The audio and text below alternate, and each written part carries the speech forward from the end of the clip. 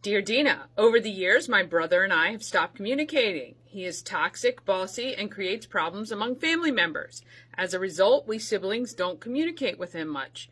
We are now all elders, with him being the eldest. I assume I will outlive him as I'm the youngest. As we age, I often wonder what I will do when he passes.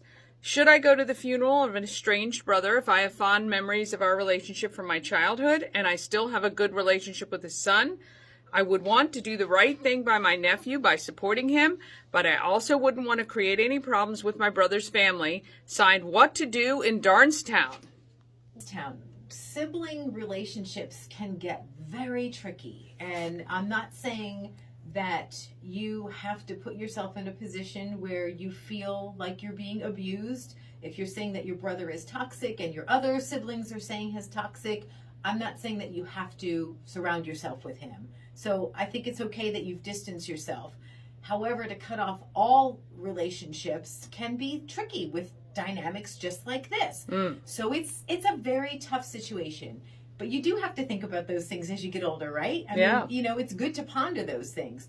I love that you say in your letter that you have a good relationship with your nephew.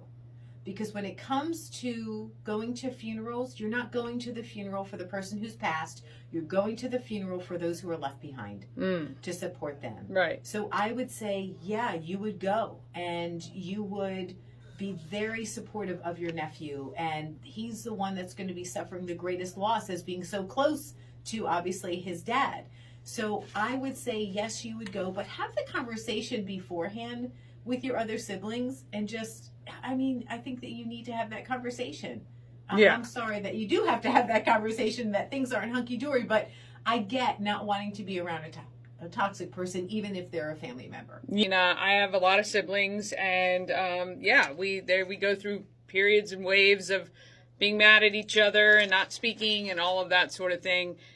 But the worst thing that can happen is if a sibling passes and then you regret not having conversations with them before or their families. Right. And so, again, I think, like you say, you don't have to necessarily make everything fine and dandy, but depending on how much time has passed, you never know how that person has changed either and how this has affected them being shunned by their entire family, right? So maybe have a little grace and see if there might be a place to at least patch things over where if something happens, you don't regret it. Reality will do that, right? When you start to age, you start to think about the things that really matter. And relationships matter. You can't take things with you, but you can, you know, hold on to those relationships. Because when push comes to shove, that's all we have left is each other. Yeah.